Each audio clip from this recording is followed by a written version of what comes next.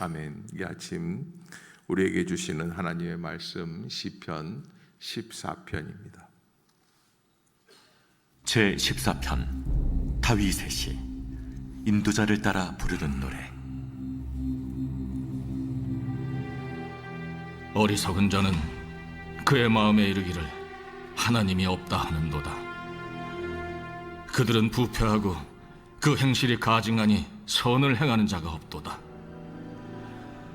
여호와께서 하늘에서 인생을 굽어 살피사 지각이 있어 하나님을 찾는 자가 있는가 보려 하신즉 다 치우쳐 함께 더러운 자가 되고 선을 행하는 자가 없으니 하나도 없도다. 죄악을 행하는 자는 다 무지하냐? 그들이 떡 먹듯이 내 백성을 먹으면서 여호와를 부르지 아니하는도다. 그러나 거기서 그들은 두려워하고 두려워하였으니 하나님이 의인의 세대에 계시니로다. 너희가 가난한 자의 계획을 부끄럽게 하나 오직 여호와는 그의 피난처가 되시도다. 이스라엘의 구원이 시온에서 나오기를 원하도다. 여호와께서 그의 백성을 포로된 곳에서 돌이키실 때 야곱이 즐거워하고 이스라엘이 기뻐하리로다. 아멘. 시편 14편 어리석은 자다. 어리석은 자라는 것은 히브리어로 나발이라고 하는 뜻인데, 다윗이 사울 왕을 피해서 광야에서 기거하고 있을 때입니다. 유다 지파 사람들 중에 한 사람인 나발이라고 하는 큰 부자가 있었는데, 양을 수천 마리, 소와 또 낙타와 여러 수백 마리의 가축들이 있는데, 그 많은 양들을 양털 깎는 날이 돌아왔습니다. 양털 깎는다라는 것은 농사 짓는 사람들에게 보면은 추수감사절과 같은 날입니다. 한 해 동안 양들이 털이 많이 잘라서, 그래서 그 털을 다 깎아가지고 돈을 받으니까 얼마나 좋은 날이겠습니까? 다윗이 그저 잔치를 벌이는 걸 보고 우리도 좀 나눠 먹자. 왜? 다윗 수하에 한 500여 명의 병사들이 있는데 그 잔치 벌이는 것을 보고만 있으려니까 너무 배가 고픈 거예요. 그랬는데 나발이 뭐라고 그러냐면, 요즘 자기 주인을 떠나서 도망 다니는 사람들이 있다고 하더라. 그러면서 다윗을 비꼬는 거예요. 네 갈 길로 가라. 너하고 나하고 무슨 상관이냐. 같은 유다 지파인데도 불구하고요. 다윗이 그 얘기를 전해 듣고는 내가 이놈의 자식을 가만히 두지 않겠다. 칼을 차고 나오는데 나발의 부인이 와가지고 다윗에게 그저 급히 싸운 음식을 가지고 그를 막아내는 것을 보게 돼요. 그를 뭐라 그럴까, 설득시키고 그렇게 해서 돌이키게 하죠. 근데 그 얘기를 전해 들은 나발이 이상하게 그날 저녁부터 몸이 굳어지는 거예요. 몸이 굳어져요. 이게 요즘으로 말하면 중풍 왔다고 할 수 있죠.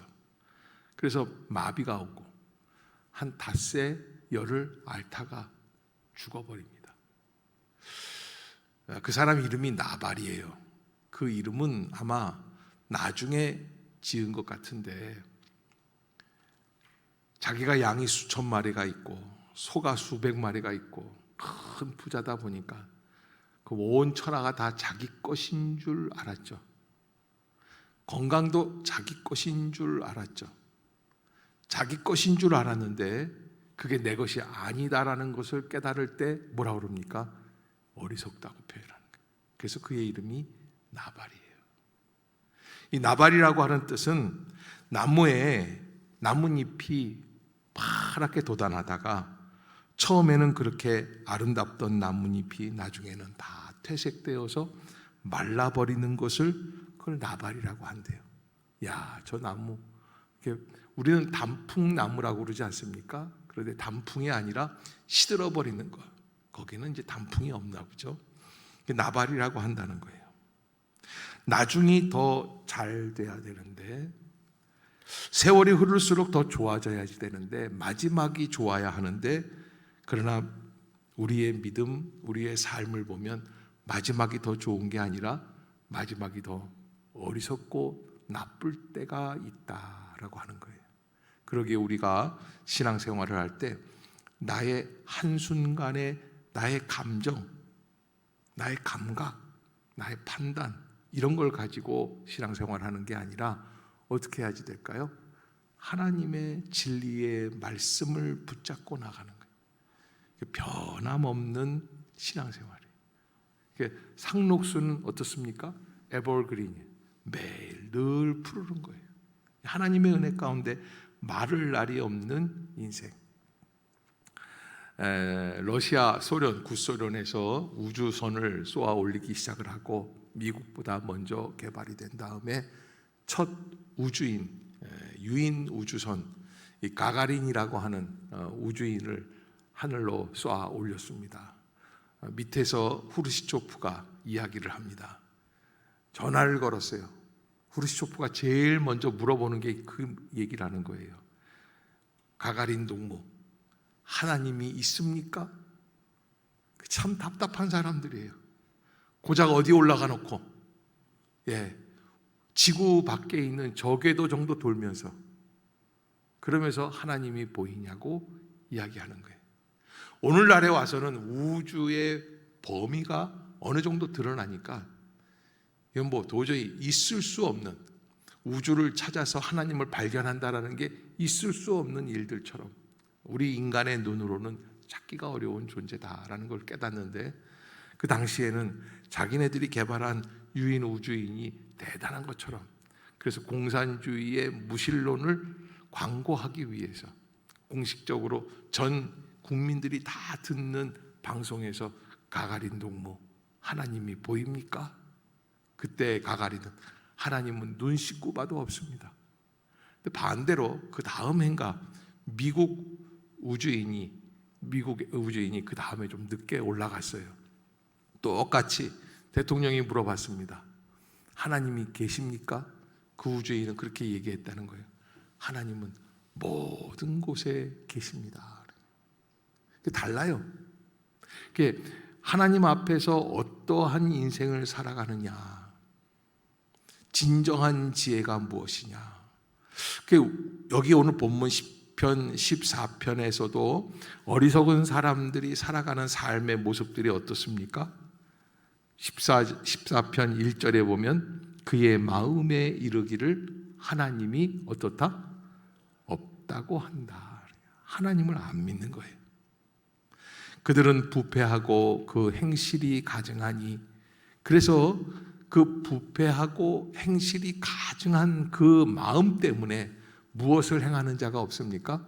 선을 행하는 자가 없다. 그렇게 말씀을 하고 있습니다.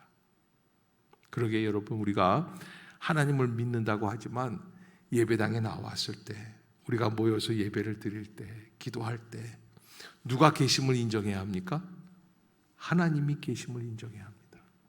어떤 사람들은 한순간에 하나님이 없다고, 없는 것처럼 자기가 기고만장해져서 자기 얘기를 할 때가 있습니다. 그러나 하나님이 보이지 않는다, 자기가 최고라고 생각되는 그 순간이 가장 위험한 순간이죠. 2절에 보면 여호와께서 하늘에서 인생을 굽어 살피사 지각이 있어 하나님을 찾는 자가 있는가 보려 하신즉. 어리석은 자는 하나님이 없다고 하는데 하나님은 누구를 찾습니까? 하나님이 계시다고 믿는 사람들을 하나님의 눈은 찾으신다. 아멘. 그러니까 하나님은 늘 자기 자신을 믿고 의지하는 사람들. 그래서 여기 보면은 기가 막힌 이야기가 2절 중간에 지각이 있다는 거예요. 보고 알고 느끼고 감각하는 게 있으면 하나님을 인정 안 할 수가 없는데, 그래서 그런 사람들을 좀 보려고 하는데 3절에 보면 다 치우쳐 함께 더러운 자가 되고 선을 행하는 자가 없으니 하나도 없도다. 바울은 이 말씀을 붙들고 로마서 3장 23절에 모든 사람들이 죄를 범하였음에 하나님 앞에서 진정한 의인이 없다고 이야기하는 거예요. 우리가 하나님 앞에서 정말 하나님을 인정하고 하나님을 믿고 하나님을 의지하는가.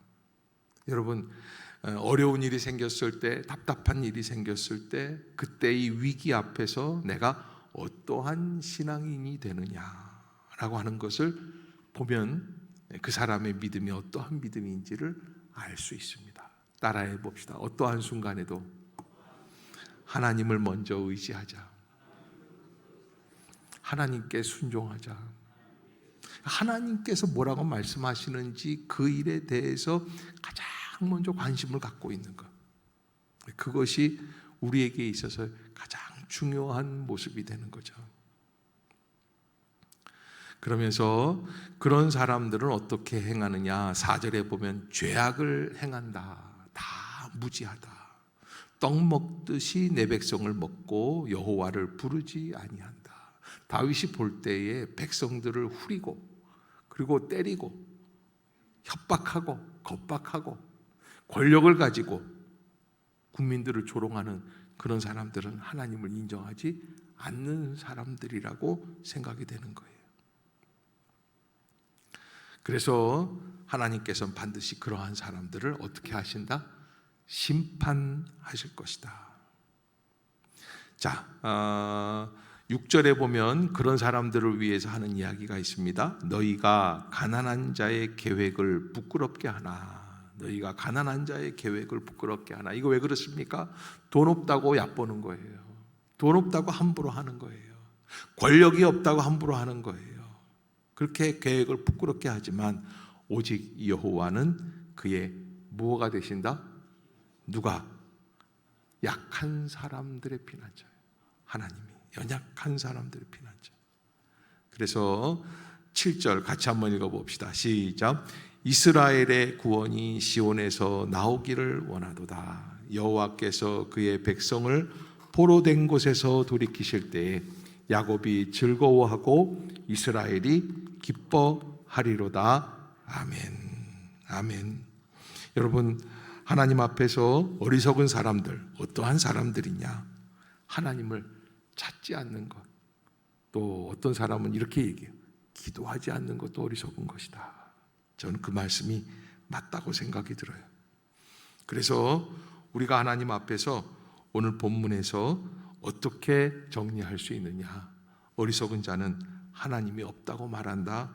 어리석은 자는 그러기에 하나님 앞에서 잘못된 길로 나갈 수밖에 없죠. 또 부패하고 가증하여 선을 행하지 않는 것이 어리석은 사람들의 특징이다. 선이라는 것은 무슨 뜻입니까? 하나님의 뜻이. 그런데 우리가 이 잘못된 길로 가려고 할 때 하나님의 뜻이라고 하는 것을 애써서 부인해서 가지 않으려고 하는 사람들이 있어요. 저는요, 췌장암으로 말기에 돌아가시는데 목사가 와서 기도해 주시겠다 그렇게 얘기하는데도 불구하고 끝까지 기도를 안 받는 분 봤어요. 왜 그러냐면 내가 남자인데 이까지 죽음이 두려워서 내가 그것을 받아들이겠는가. 예수를 받아들이고 안 받아들이는 것은 자기의 용기와는 상관없는 거거든요. 분석해보고 알아야지 되는 거거든요. 이 앞으로의 영원한 세계가 어떻게 펼쳐질 것을 알아야지 되는데 그분이 끝내 부인하고 죽으시더라고요. 그래서 끝까지 하나님을 인정하지 않고 하나님이 원하시는 것을 행하지 않고 부패하고 가증하며 선을 행하지 않는 모습들이 있어요. 그러면 그런 사람들은 어떻게 되는가? 두렵고 떨게 된다. 오늘 이 시편 14편이 우리에게 주고 있는 교훈입니다. 우리는 하나님을 인정하고 있습니까? 여러분, 시험에 들 때에는 하나님이 보이지 않습니다. 말을 함부로 하고 싶을 때가 있습니다. 그래서 있는 대로 다 갚아주고 싶을 때가 있습니다. 인간이기에 왜 안 그렇겠어요? 그러나 그 시험을 뚫고 이길 수 있는 방법은 보이지 않는 하나님을 보이는 하나님으로 믿고 나아가는 거예요. 아브라함이 그렇게 이야기하죠. 없는 것을 있는 것처럼 부르시는 하나님. 그 하나님이 나를 인도하고 계신다. 그렇게 그 하나님만 붙잡고 나아가는 인생, 오늘도 복된 인생이 되시기를 주의 이름으로 축복합니다. 기도하겠습니다. 사랑의 하나님, 은혜를 감사합니다. 이 아침도 저희들을 깨워주시고 폭우가 내리는 가운데서도 저희의 걸음을 인도해 주심을 감사드립니다. 우리의 심령을 새롭게 하여 주시고 성령의 능력으로 충만하게 하여 주시어서 어두운 세상에 빛이 되시며 갈 길을 몰라 방황하는 심령들 속에 하나님의 은총의 역사가 나타나게 하여 주옵소서. 주님이 인도해 주실 줄로 믿습니다. 주여 영광을 받아 주시옵소서. 우리를 향하신 주의 은혜, 주의 기쁨, 주의 감동을 잊지 않게 하여 주시고 주님만 믿고 나아가는 복된 성도들 다 되게 하여 주옵소서. 우리는 연약합니다. 어리석습니다. 무능합니다. 주여 강권하여 주시옵소서. 특별히 하나님 여러 가지 어렵고 힘든 상황 속에서도 날마다 주님 앞에 나와 기도하며 간구하며 살아가는 성도들의 삶을, 그 자리를 주님이 기억하여 주시고 붙잡아 주시어서 가난한 자의 삶을 인도해 주시고 소중히 여기시는 주님의 은혜가 우리 모두에게 임하게 하여 주시옵소서. 오늘도 여러 가지 어려운 형편 속에 있는 성도들 찾아가 주시고 위로해 주시고, 또 좋지 않은 날씨지만 그 모든 일을 행하는데 어려움이 없도록 구별하여 주옵소서. 예수님의 이름으로 간절히 기도드리옵나이다. 아멘.